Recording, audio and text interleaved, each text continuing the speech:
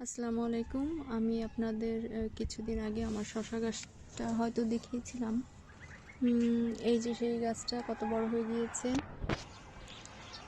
এবং মাচায় উঠে গিয়েছে।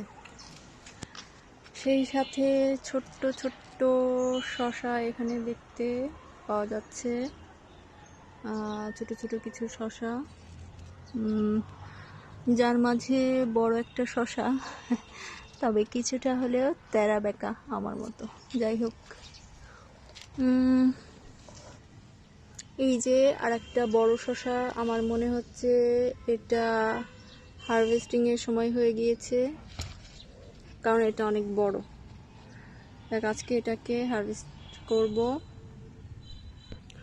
ফোনটা যেহেতু এক হাতে, সেই জন্য এটাকে কাটার পরই আবার ভিডিওটা অ্যাক্টিভ করছি।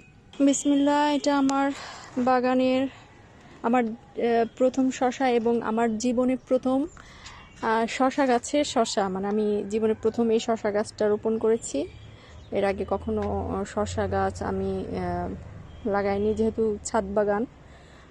চেষ্টা করছি এবার সবজি ফলাতে। সবসময়তে ফুল ফল এগুলা করি, সবজি তেমন একটা করা হয় না, শাক করা হয়। তো আজকে ভাবলাম সবজি করি। তো আলহামদুলিল্লাহ, আমার শসা গাছের শসা আর কিছু আসছে।